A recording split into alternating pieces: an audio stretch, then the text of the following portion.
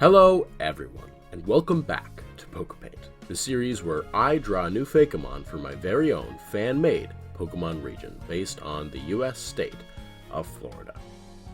Now, it's been a while since the last Poképaint video, hasn't it?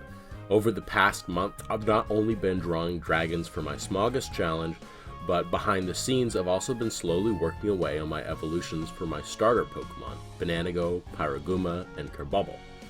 And I'm very excited to finally get to share them with you all today. Designing the second and third stages for these starter Pokemon was, as expected, a huge challenge, as it's really easy when designing Pokemon like this to get overwhelmed and create an end product that's uninteresting and uninspired. But I'm happy to say that not only am I really proud of how this trio came out, but they're also probably my favorite starter trio that I've made to date. When designing a starter trio, especially when it comes to its evolutions, it's really important, more so than with others, to pay attention to the silhouettes and shape language to create a design that fully communicates the type of character that you want it to be. It helps when designing starters to pay attention to a few very common starter Pokemon tropes to create a really strong set, as not only is it important to create strong individual designs, but it's also important that all three of these designs are visually cohesive with each other so that your audience can clearly tell that they are related. I talked about my quote-unquote rules for starters in the last video. One is that they should have distinct personalities from one another. Two is that they should be related in concept to their country, state, province, or region of origin. And three is that they should have a clear, unifying theme that ties them all to each other. Although all three are important ideas, I focused mostly on the third aspect for the final forms of the trio. I'll explain my idea around their unifying theme after I show you guys these designs, so that you all have visual reference for the aspects of these designs that I'm going to talk about. But for now, please enjoy the 6 new starter Pokemon evolutions for Bananago, Pyraguma, and Kerbubble. My prompt for the grass-type starter Bananago was a banana slug Pokemon that took physical traits from bananas. My main idea for the evolutions is that this line would follow the progression of a banana ripening and then going bad and rotting, going from a banana slug and its first 2 forms into a garden snail with all sorts of plants and funguses growing out of its decaying outer shell in the final form. Slugripe is the evolution of Bananago, and its name is an easy portmanteau of slug and ripe. This name, actually both of the names for Bananago's evolutions, came super easily to me, especially when compared to the fire and water type starters that I had to put a little more thought into. I decided early on that the color palette of the middle stage would vary quite a bit from each form. The first stage was an off-green, as it's supposed to resemble a not quite ripe banana. However, in the second form, the colors would turn to more of a yellow shade, bringing out the yellow and the browning spots of fully ripe bananas. The shape itself mostly comes from Sliggoo, a similar Pokemon from the main series, but of course with some banana imagery thrown in there to keep the theme going. The banana stem doubling as a singular horn was something that I kept through every stage, as I felt like it was the most distinct feature in the first form, and as such, I thought it would make an iconic look for the entire line. I expanded on the mustache-like bits and the corners of the mouth to resemble the antenna of real slugs, but toned it down in the final form as I had a concept for one of the other starters that involved facial hair as well. As a final thought before anybody says it, I know snails and slugs aren't at all the same animal, but to that I say, if a fish gun Pokemon can evolve into an octopus tank Pokemon, I think I can get away with this. Slugripe, the banana slug Pokemon and the evolved form of Bananago. The swirl-shaped shell that has begun to grow on their back will continue to grow for the rest of their lives. Their age can be easily told by the number of swirls on their shell. Their scent is reportedly worse than Bananago and is said to be comparable to fruit that has gone bad. For this reason, many trainers sadly abandon their Slugripe. The final form was the most similar to a Pokemon that I made around 3 years ago for my original Poképaint series. It, taking the idea of a garden snail literally, would have a whole bunch of plants and funguses growing out of its body. I actually think that my progression as an artist and the way I approach designing Pokemon has evolved over time, and it's shown off super well between these two different versions of this idea. And so I've come to love the differences between the one that I made 3 years ago and this one. I stylized the antenna to look like long strand funguses, as rotting bananas often grow funguses on their surface. The particular fungus that I took inspiration from was the Ophiocordyceps, which is a type of fungus that hijacks an ant's brain and pilots its body like a zombie. And they grow these weird antennae like branch out of the top of their head that sort of resembles snail antennae. The fungus that my design references is the same fungus that inspired the zombie-like infection from The Last of Us. And that little fact finally gave me a chance to mention my favorite game and recently one of my favorite TV show adaptations, The Last of Us. Fanboying over a completely different franchise aside, shrubbery and moss were added to the shell to get across the same idea of this Pokemon being covered in plant life. And though this sounds awfully uncomfortable, I imagine this Pokemon feels perfectly at home with plants growing out of its body. Maybe with some sort of symbiotic relationship with these plants. The color shifts back towards the green side of the spectrum, but now with a little more brown thrown in there to give it the feel of something slimy and rotten. Its name, Fermolosk, is a portmanteau of fermentation and mollusk, and it would gain the poison typing as a secondary typing to illustrate this rotting idea. Fermolosk, the garden snail Pokemon, and the evolved form of Slugripe. The tough, soil-like shell of this rather sedentary Pokemon acts as a stable surface for all types of plants to grow on. The scent that emanates from this Pokemon is reminiscent of rotting fruit, and their antennae are known to both produce and analyze this smell. Because of this fact, it is theorized that they use these scents to communicate. Their droppings are the main ingredient in a world-class fertilizer.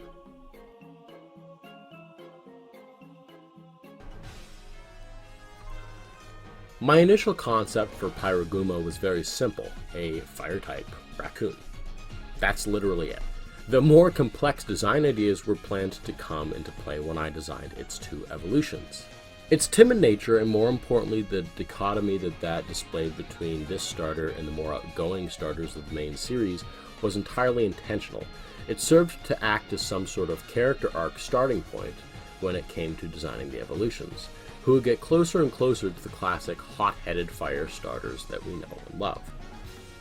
Both of these evolutions took me a really long time to create, as visually I had the least clear idea of what I was going to do with this evolutionary line when compared to the other two.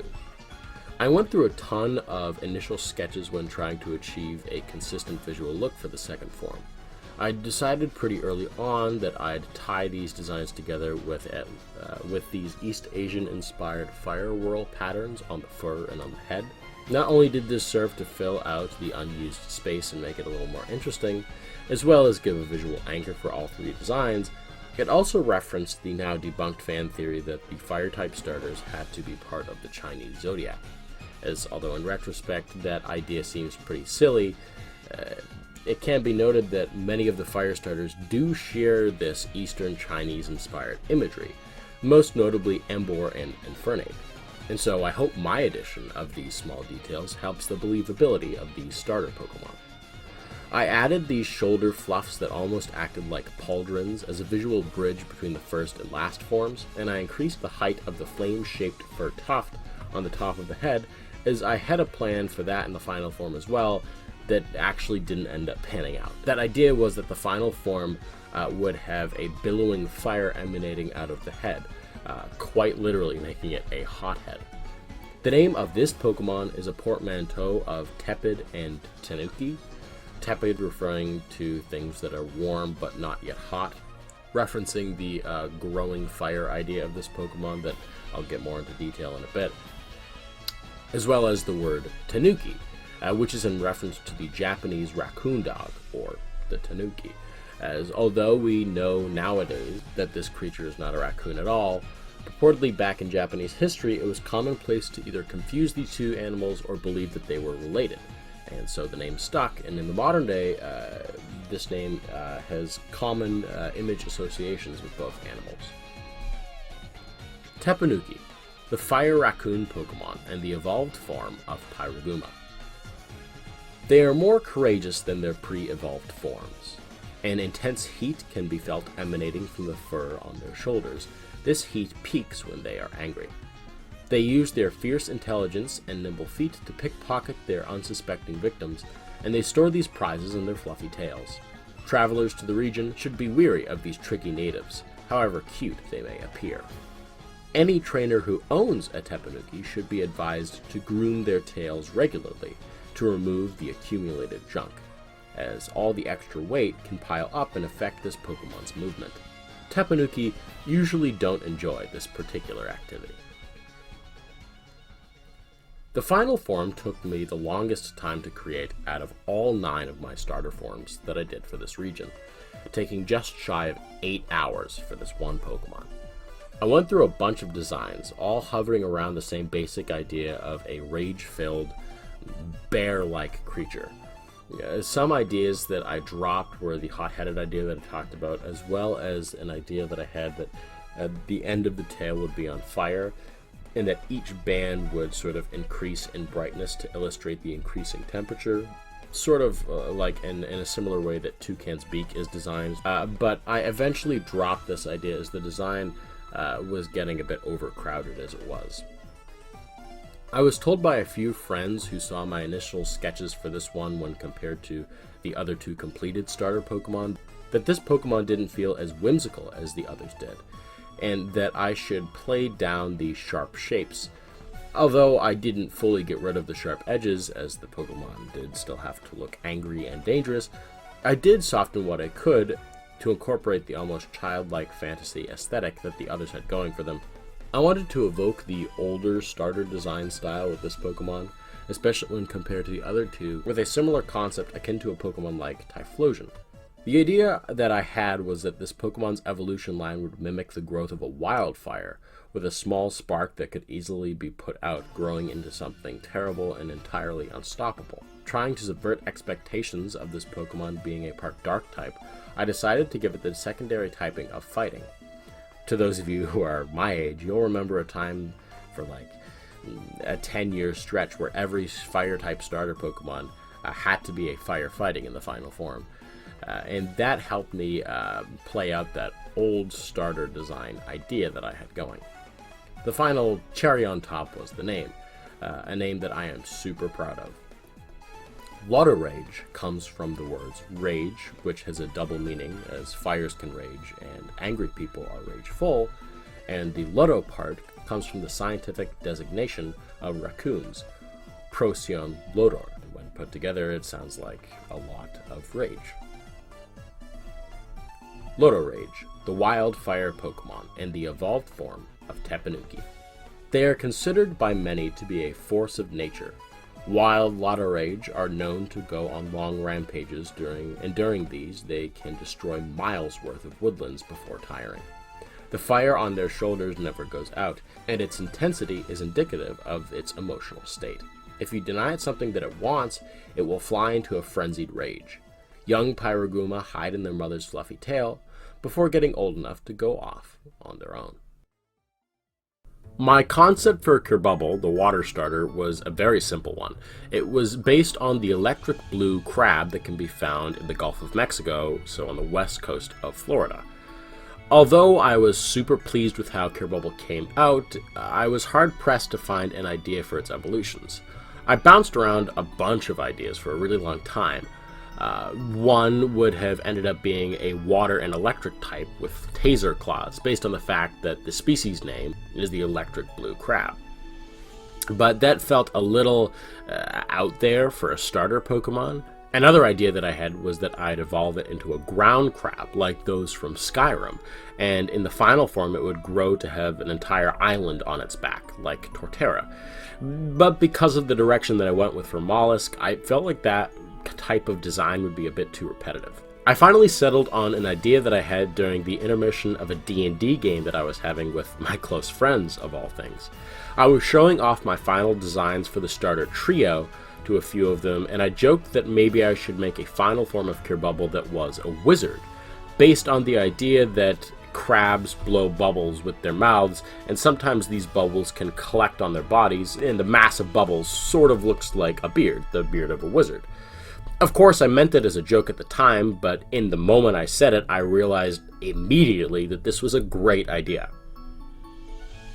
The evolved form of Kerbubble would be the Pokemon Cracalite, whose name comes from crab, of course, and acolyte, which is a title that refers to the apprentice of a spiritual or religious leader, but in a fantasy setting is often used as the word for an apprentice wizard. The main visual that I had in mind when I drew up my preliminary sketches was a crab with a big bubbly mustache, as I thought not only was this a visually distinct attribute, it also served as a good translation point between a character with no facial hair and one whose main design point focused mostly on their beard. I also had an idea of using the spines that can be found on some crab shells to double as a shape for a wizard's hat. I also began to transition the darker blue from a secondary to a primary color in the character, as I knew I wanted the final form's body to have an overall darker palette to contrast from the whiteness of the big bubble beard it would have. Pose-wise, I messed around with the idea of it twirling or combing its mustache with its claw, and actually until I settled on this pose, I wasn't convinced about this design at all, as its personality wasn't super clear. But funnily enough, with this one final tweak, not only did this Pokemon become loads more appealing, but it also fit in a lot better to its Pokédex page. Cracalite, the blue crab Pokemon, and the evolved form of Kerbubble. The foam that makes up their mustache-like protuberance originates from their saliva. They can remove these hardy bubbles and using their claws launch them at supersonic speeds. The older a Cracalite is, the longer and fuller their mustache will be.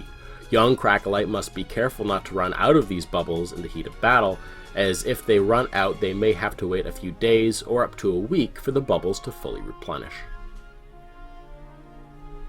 The final form was, as promised, a straight-up sorcerer, Gandalf the Grey or Dumbledore style, an ancient-looking creature with a long beard made out of bubbles. I remember back in like 2012 or 2013, just before X and Y came out, which, oh my god, that was a decade ago. Anyways, someone drew their predictions for the Kalos starter evolutions, and one of them was a prediction for what Froakie was going to turn into. And their prediction was this elderly-looking wizard frog with a beard made entirely out of bubbles. And appearance-wise, I based my design mostly off of that memory. For clarity, the reference of the alternate Froakie evolutions that I have in this video isn't the same one that I remember, but it's the most similar one to what I could find online. The shape of the beard was actually a little tricky to pull off at first, as I wanted it to take up a good portion of the design, but with the bubbles being white, I didn't want to lose interest in a big blank open shape. I settled on a wide beard that tapered towards the end, and reinterpreting the eyebrow antennas of the first two forms as big bushy foam eyebrows. Its eyes would be closed to illustrate its gain of the psychic type, a fitting secondary typing for a wizard Pokemon, if you ask me. In an attempt to create more interesting and imposing shapes for the claws, I chose to have them most resemble the hull of massive seafaring vessels like cargo and cruise ships.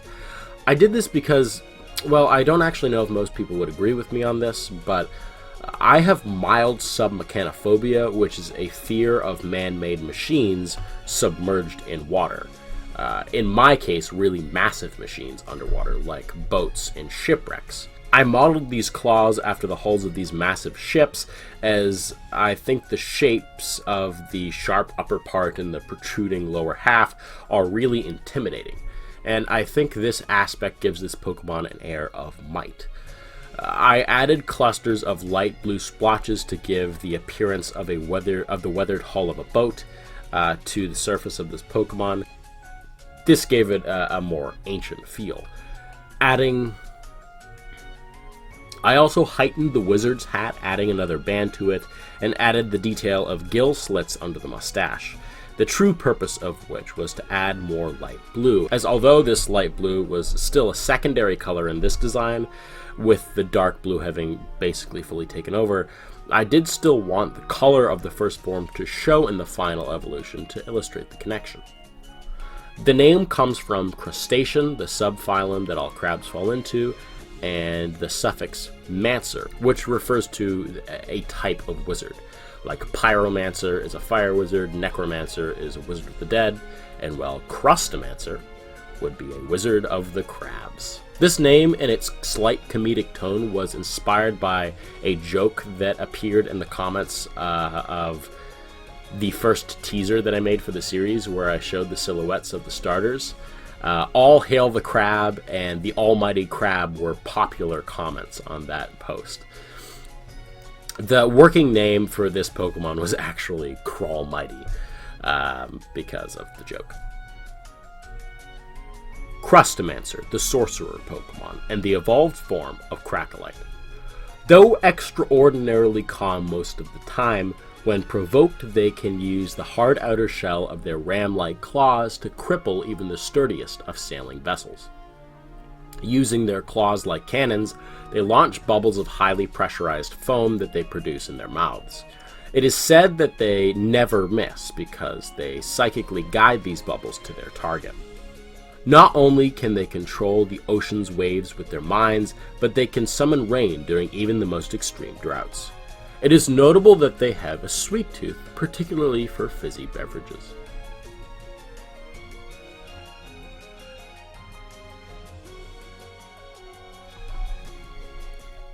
So these are the secondary and final stages of my starter Pokemon. And I have to say, I'm pretty pleased with how these came out. That's no doubt because not only did I take my time with every one of these designs, a very important aspect of drawing Fakemon, but I also had a very clear and intentional concept based around my guidelines that I talked about earlier. I've been talking a lot about these guidelines. I think now I should finally put my money where my mouth is and tell you guys about these themes. I actually had 3, but only the first one was fully in mind when I drew them.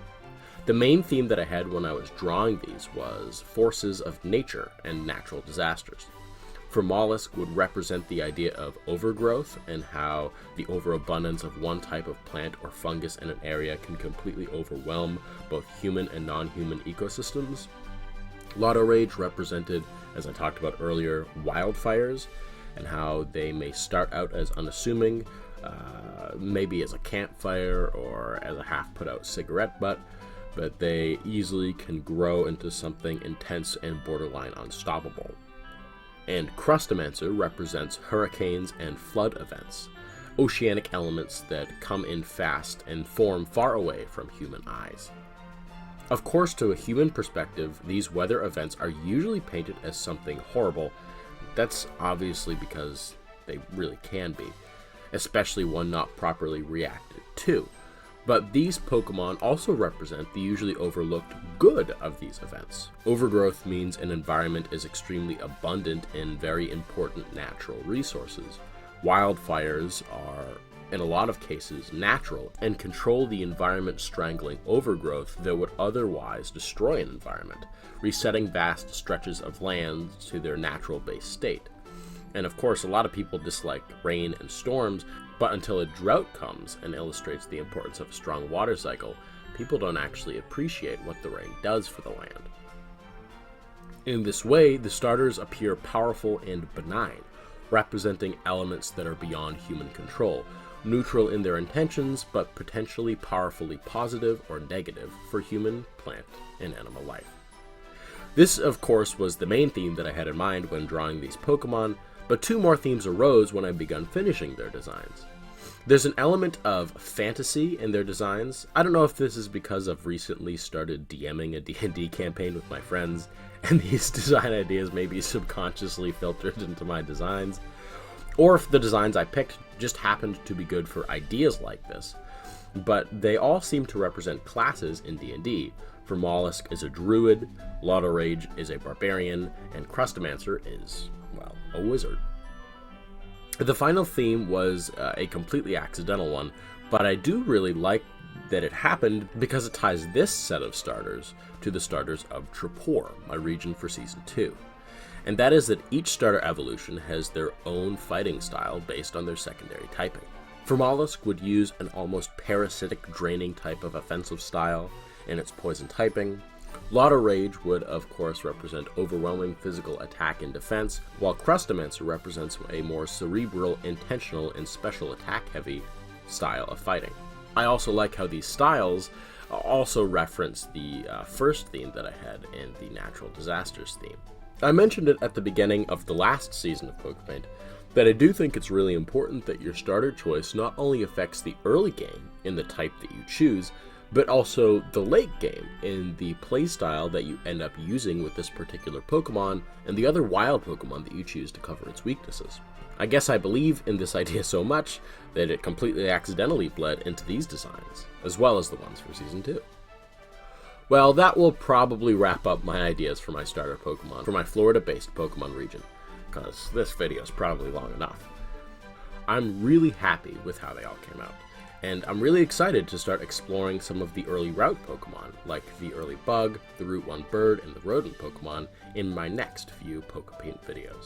Speaking of, right now, I don't have an official name for this region, and I wanted to see if any of you had any ideas for what the name could be, as this is a super important part of any Fakemon region, and I wanted to see what everyone's input was before I settled on either a fan-suggested name or one of the few names that I have bouncing around in my head at the moment.